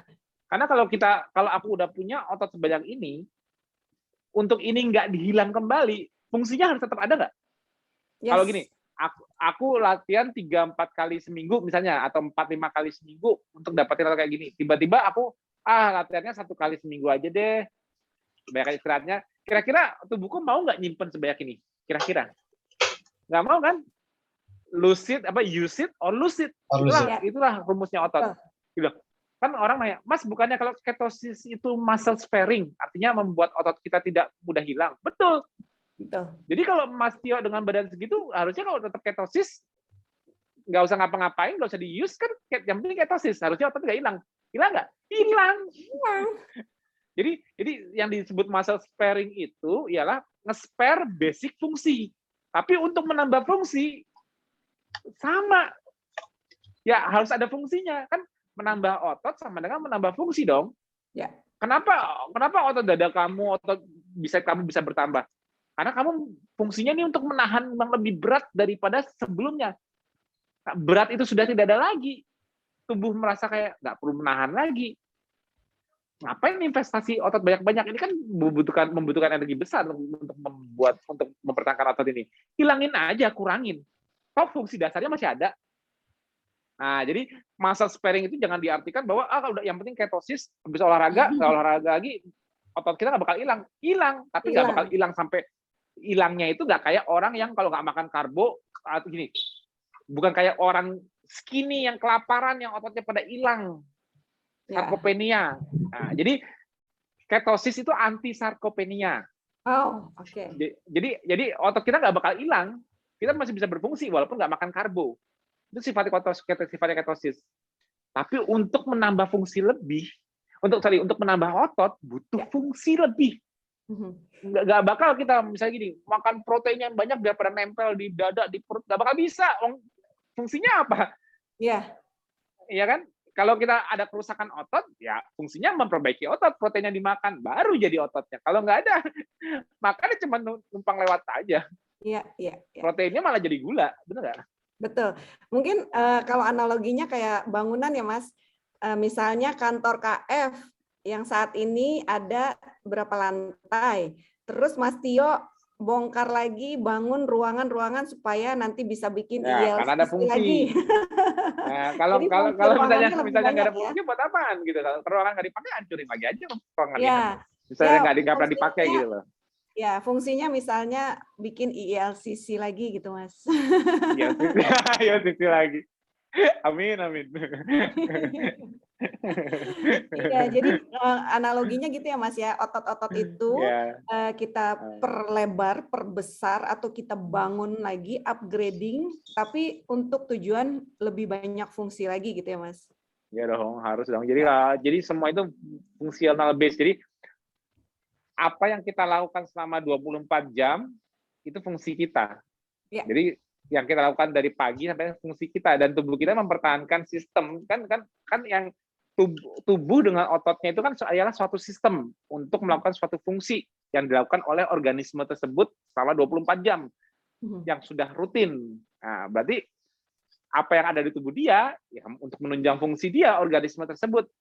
Organisme yang lebih aktif butuh jumlah massa lokomotor, otot-ototnya, skeletal muscle yang lebih banyak pula dibanding yang lebih sedentari atau tidak aktif. Betul dong? Betul. Nah, ya itu dia. Jadi tubuh itu organisme atau tubuh kita itu sebetulnya sifatnya selalu adapting terhadap demand. Ya. Ya, gitu. Jadi semua demand itu kita harus adapt. Jadi kita demand olahraga itu sifatnya apa sih? Memberikan demand kan, stres. Mas, olahraga itu stresor bukan meningkatkan simpatetik. Kok kita malah simpatetik katanya jelek? Yang bilang simpatetik jelek itu siapa? Enggak. Simpatovagal balance yang harus dijaga. Iya, betul. Kita harus pakai simpatetik, tapi simpatetik yang nggak bagus ya simpatetik yang ketinggian. Kalau simpatovagal balance kita bagus, dominasi di vagal, contoh gini nih. Ini contoh gampang ya, simpatovagal balance ya, contoh gampang. Sekarang aku nanya Mbak Sari, atau nanya Mas Ebi deh. Mas Ebi. Iya, Mas Yo. Nah, Benar, aku lagi ingin ke Mas Adera ini, ada kesulitan masuk soalnya. Oh ya udah. Ya, aku sama Mbak Sari nih. Iya, Mbak Sari. Mbak Sari, sebelum KF, kalau telat makan, jam 10 belum makan sarapan, harus nunda sampai jam 12, yang dirasa di badan apa? Ciri gejalanya sebelum KF. Gejalanya ya? Ingat. Lapar, lemes, marah-marah. Lapar, lemes, marah-marah. Nah, ingat nggak tadi gejalanya di slide-ku yang aku tunjuk di dysautonomia? Ya. Lemes, fatigue, ya, fatigue, lemes, ya kan? Terus irritable, angry, kognitif, jadi kan bawanya kesel terus, gangguan di kognitif, gangguan di memori, gejala anemia, lemas. Itu gejala-gejala simpatetik dominan nggak? Betul. Jadi stres, jadi tidak makan atau puasa itu stres nggak? Stres. Nah, tapi stres itu kalau Mbak di kondisi masih bakar karbo atau masih makan karbo dulu, puasa itu ningkatin simpatetik nggak berlebihan? Ningkatin. Berarti puasa itu malah ningkatin simpatetik berlebihan saat kita masih butuh gula, karbo. Betul. Nah, saat Mbak udah KF sekarang, udah bisa otaknya sudah bisa melihat lemak di pipi perut paha. Skip jam segini nih, udah jam 10 juga nih sekarang. Jam segini belum makan, ya. Santai. Gimana? Santai. Perutnya merau nggak? Baperan nggak? Gemetar santai gak? Aja malah. Keliengan nggak bangun dari duduk? Iya, enggak. Santai. Berarti dari simpatetik dan parasimpatetiknya, simpatovagalnya, seimbang nggak? Seimbang. Ya kan? Kalau malah santai, malah berarti vagalnya malah lebih tinggi dong, relax. Iya, relax banget. Relax. Nah, berarti kok aku nggak makan, puasa, atau aku olahraga, puasa atau olahraga yang sama-sama stres, tapi kok simpatetikku nggak ketinggian ya? Kok aku nggak berdebar-debar ya? Kok aku relax ya? Nggak marah-marah. Berarti dengan memberikan otak akses langsung melihat pipi perut paha sebagai sumber lemak dengan cara ketosis, membuat simpatovagal balance kita meningkat nggak ke sisi vagal tone-nya? Iya. Lebih jauh relax. Nah, berarti dominasi kita saat kita KF, puasa dan olahraga memicu stres berlebih apa memicu relax? Relax dong. Malah jadi relax. Terbiasa. Iya kan? Nah, bayangkan kalau otak kita masih nyari gula, jam segini belum makan, nggak ada keton, gula darah udah turun belum? Ya itu. Langsung. Jadi yang membuat Mbak bergejala tadi kayak keringat dingin, lemes, marah-marah, kesel, bawaannya perutnya koncongan, nggak enak, mual, mah. Kontrol sarafnya di situ apa? Simpatetik bukan? Simpatetik. Nah, akhirnya semua kita bisa menghubungkan ke sistem saraf kan sekarang di KF. Ya, betul. Nah, udah mulai kebayang ya kontrol dua autonomik ini ya. Gara-gara KF, simpatetiknya juga lebih kalem ya Mas ya? Exactly. Simpatetiknya dipakai, tapi tidak overactivity. Yes. Tidak overreaktif, tidak overdrive. Itu. Justru kalau kita menggunakan simpatetik di saat kita masih butuh gula, tapi kita tidak ngasih gula dari karbonya, stresnya kelihatan nggak teriaknya? Ya, nggak kelihatan. Exactly. Jadi tujuan basicnya kita ketosis, otak kenal keton, otak bisa akses lemak di badan ialah apa basicnya? Menaikkan, menyeimbangkan simpatovagal, menaikkan sisi vagal tone, membuat kita rileks. Itu tujuan basicnya ketosis, modal dasarnya. Kenapa nggak makan karbo? Jadi kalau ngomong dari sisi saraf, kenapa kamu milih nggak makan karbo? Supaya otak saya ketosis. Supaya saya ketosis, otak saya bisa pakai keton. Kenapa otak kamu harus pakai keton? Supaya saya bisa balance simpatovagalnya. Apa tuh simpatovagal balance? Nah, nonton acara ini, nanti ngerti. Kan nggak bisa aja jelasin. Berarti selama ini saya analoginya nih Mas Tio ya, sebelum ber-KF dan kita masih mengarbo, kita itu dibully oleh simpatetik. Simpatetik ya, betul. Simpatetiknya overdrive terus, sering overdrive.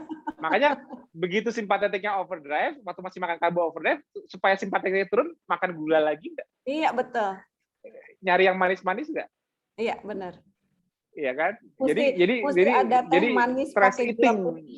Betul. Jadi namanya disebutnya namanya stress eating. Untuk nurunin stres dia makan yang gula-gula lagi, gula. Karena apa? Supaya otaknya keisi lagi gulanya. Jadi problemnya itu sebetulnya di otak sentral. Masalahnya itu di sentral, walaupun gejalanya di perifer. Gejalanya perutnya kerucukan, lemes, kelingan, tangan dingin, gemeter, sembelit. Itu gejala-gejala di perifer, sumbernya sentral. Cara mengatasi akar masalah gimana? Sentralnya diperbaiki. Caranya sentralnya diberikan energi. Caranya ketosiskan supaya otak bisa masuk keton. Itu rahasianya. Pantesan ya, Mas Tio waktu di ILCC itu Georgia It MD itu benar-benar takjub sama Mas Tio sampai berkaca-kaca karena Mas Tio basicnya tuh untuk memperbaiki kondisi kejiwaan itu memang harus dalam kondisi balancing. Modalitasnya ketosis. Yes. Ya, jadi untuk semua problem neurologi, problem psikologi, mau itu anxiety, depresi, PTSD, ketosis itu modalitasnya, walaupun tetap butuh bantuan terapi lain, walaupun bantuan kita ya tetap harus ada effort kita untuk supaya nggak stres. Tapi dengan ketosis jadi lebih mudah dibanding non ketosis, gitu loh. Itu rahasianya. Jadi kalau aku sebagai promotor Steven ya Mas, ini ada istilahnya. Jadi kita meminimalkan stupid cost. Jadi kita tidak excess effort yang berlebihan, padahal kita cukup mempunyai dasar ketosis. Ini keren banget loh Mas. Ya nanti kalau udah aku lanjut presentasi lagi, nanti aku bakal jelasin lebih rumit lagi ke arah sistem neuronnya. Nanti ada inhibitornya. Sorry ini aku ngomong terus, Mas Ade udah masuk belum? Nggak apa-apa Mas. Kita kan udah biasa Mas. Kalau seminar juga Mas Tio. Enggak, soalnya kan jamnya Mas Ade kan sekarang. Nggak apa-apa, belum. Lanjut Mas. Oh, belum masuk ya? Oke. Nanti lanjut di sesi kedua Mas Tio. Jadi nanti dilanjut membahas mengenai GABAergic dan glutamatergic neuron. Jadi tadi kan aku udah nunjukin bahwa PVN itu sumbernya simpatetik di hipotalamus ya. Sumbernya stres, sinyal stres, PVN, itu juga ada kontrolnya. Itu kan tadi kan kita ngomongin dalam bentuk PVN nukleus, paraventricular nucleusnya. Tapi dalamannya nanti aku bahas lagi. Dalamnya itu ada gas dan remnya. Gasnya apa? Gasnya glutamatergic neuron. Remnya apa? GABAergic neuron. Nanti metabolisme apa yang mempengaruhi dari GABAergic dan glutamatergic? Wah, kita neurologinya kompleks banget nanti deh. Tapi jangan takut. Tapi dari situlah dari kita mengerti berbagai hal di fisiologi manusia, kita bisa menemukan kebenaran. Itu rahasianya. Menemukan jawaban kebenaran yang kita lakukan benar nggak sih?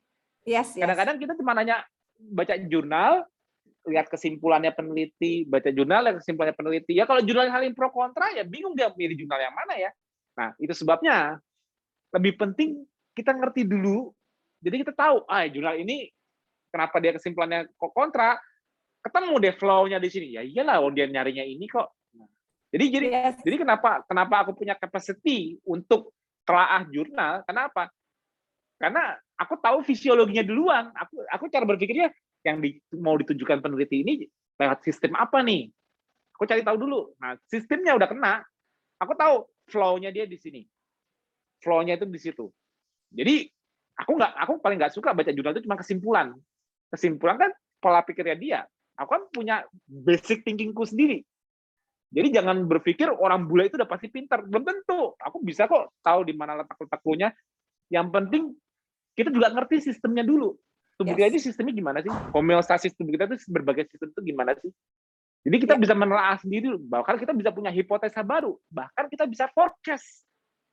Oh, kalau di grup Medcon mungkin udah sering lihat aku forecast. Jadi kayak aku di grup Medcon aku forecast ini post COVID syndrome bakal muncul diabetes baru. Bener, tiba-tiba katanya aku nggak baca sih, cuma katanya ada di India sekarang lagi rame pasien diabetes bermunculan. Itu aku udah forecast dari sejak awal-awal pandemi. Dan forecast-nya Mas Tio ini sebenarnya bukan forecast ya, sebetulnya Mas Tio ini berhasil. Sistemnya udah ketahuan, sistemnya udah kelihatan.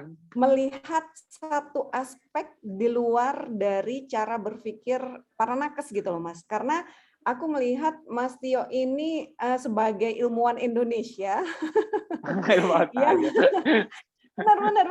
Karena aku beberapa kali nanya juga dari jurnal ini kan istilahnya apa ya, habit gitu ya Mas ya, habit membaca jurnal, terus menelaah, terus mendiskusikan. Tapi kalau aku lihat Mas Tio ini punya kelebihan bisa mendapatkan segi-segi di luar dari aspek pada umumnya. Nah itu loh. Makanya Mas Tio ini aku soalnya mempelajari sistem sih, masih dari awal aku. Maksudnya aku kan orang engineer. Jadi pertama kali aku belajar mengenai fisiologi itu bukan hafalan. Jadi aku belajar dari sistem kan. Dulu kan masalah itu kan masalahnya awal kan di otak. Jadi aku dulu pertama belajarin neurologi dulu karena masalahnya di otak. Dari neurologi baru kemana-mana, baru ke sistem imun dan sebagainya. Tapi ya cara aku mempelajari itu aku mau mencari tahu kontrolnya. Kayak tadi itu. Nah, kalau sering lihat seminar aku lihat deh cara aku menjelaskan, aku pengen berusaha membuat orang paham kontrolnya di mana, ini PVN-nya, ini RVLM-nya, kayak tadi aku jelasin itu kan kesannya kayak aku mau mengajari suatu sistem mekanisme, nggak mau nyuapin bahwa udah simpatetik turun, udah parasimpatetik udah, pokoknya percaya aja, kan nggak gitu kan? Aku berusaha supaya kalau kita semua akhirnya paham bahwa kontrolnya itu lokasi sistemnya itu kontrolnya seperti itu, respon behavior kita selama 24 jam, coping behavior kita kalau ada stres, ngerti kenapa harus seperti ini. Karena kita sendiri udah kayak membayangkan di otak kita ada semacam sistem kontrol alat. Ini dari ada generator sinyal stres dari PVN, ada generator sinyal relax dari NTS, Tractus solitarius. Ini kontrolnya saling menghambat seperti ini. Ada mekanisme yang kita sudah paham. Ya, kita membaca jurnal neurologi udah enteng. Maksudnya begitu ngomongin autonomi udah enteng. Kenapa? Kita udah kebayang dulu sistemnya, nggak cuman kata-kata yang terminologi apa itu simpatetik, nggak tahu, pusing. Jangan gitu dulu. Kalau kita ngerti apa efeknya, impact-nya ke behavior kita, wow, itu luar biasa kalau kita udah tahu duluan, dan kita implementasinya dalam menentukan sikap kita saat kita mengalami apa nih, aduh aku kok bergejala ya, kok aku tangannya dingin ya, kok aku nggak bisa tidur ya, kok aku cemas berlebih ya. Nah, apa yang harus dilakukan? Nanti jadi lebih tahu pada saat kita sudah kebayang sistem di tubuh kita itu seperti apa. Masya Allah, keren Mas, benar. Aku setuju banget loh Mas Tio, karena ada momen-momennya ketika kita itu cuma mendengar katanya gitu loh Mas. Tapi kalau Jangan misalnya katanya. iya, dan kalau misal teman-teman KF yang hari ini datang, ini yang hadir nih udah 100 orang lebih nih Mas pesertanya. Alhamdulillah. Nah, mudah-mudahan ini bermanfaat ya buat teman-teman ya, bahwa kalau kita memang mau menjalankan sesuatu itu tahu dulu ilmunya. Tuh. Dan di KF ilmunya Terminologinya. banyak, insya Allah kalau mau belajar banyak ilmunya. Nggak cuma di makanan tok. Ya, Ya. Kita nggak Mas Yo, ngomongin Mas makanan Yo, tok. Mas Ari, Ya, sorry bentar. Mas Yo, kayaknya kita mesti break yang Zoom room yang ini, Mas. Aku setting Zoom room baru, ya, karena Mas Adera kesulitan masuk. Nah, jadi kayaknya ada settingan yang mungkin agak susah. Jadi kita mesti teman-teman kita break dulu. Teman-teman nanti masuk ke link yang baru. Ini aku share sekarang. Tolong dicopas sebelum aku offin. Bentar ya. Oke. Bentar. Oh, yang punya akun di Teman-teman WA sabar ya? ya, karena Ya, nanti di WA, Mas. Bentar dulu. ada Karena kendala medis ya, Mas Edi ya. iya, jadi Mas Adera nggak bisa masuk pakai link yang ini, jadi harus pakai yang baru sebentar ya. Kalau masukin Mas Adera udah nyobain masukin manual pakai kayak aku nggak pakai ID sama password. Agak ribet juga, Mas. Itu lebih gampang. Aku tadi masukinnya link nggak, bisa aku nggak pakai link soalnya. Enggak, ini aja, Coach. Bikin Hmm? akun pakai akun baru aja, jangan ini gitu loh. Enggak, Mas Adera pengennya kan langsung masuk biasa. Jadi nggak apa-apa, kita offin dulu. Ya, yang ini kita off, gitu. kita masuk pakai link baru lagi. Ya, teman-teman tolong di-save ya. Ya, oke. Sebentar, teman-teman langsung di-save semua. Di chat room ya. Di chat room. Nah. Oke, udah semua? Di Telegram grup yang podcast, tolong Coach. Ya. Di Telegram grup podcast yang udah masuk Telegram ini, itu udah aku share yang baru ya, sebentar. Oke, ada kesulitan Mas Adera. Jadi kita pindah. Oke, berarti ada kendala teknis. Harap bersabar ya teman-teman. Hari Minggu ceria nih, kita masuk lagi di Zoom selanjutnya. Oke, seru. yang udah subscribe di Telegram channel, cek di Telegram channel udah aku share juga. Ya, nggak pakai password ya. Jadi yang baru nggak ada pakai password. Jadi langsung diklik aja, nanti masuk. Tapi mesti di off dulu yang ini ya. Oke, udah terima semua, udah dicopas. Udah dicopas ya. Oke, live meeting ya Mas? Ya, semua live meeting karena aku juga masih offin dulu gitu ya. Jadi kita masuk dengan link baru ya. Oke, sip. Mas Yo, nanti ke WA Mas, link yang baru ya Mas ya. Oke. Ini aku live di situ ya, aku live ya. Ya, semua live aja ya. Oke, link yang baru dicopas. Nanti kita masuk lagi di sesi baru. Oke, thank you semua. Ya.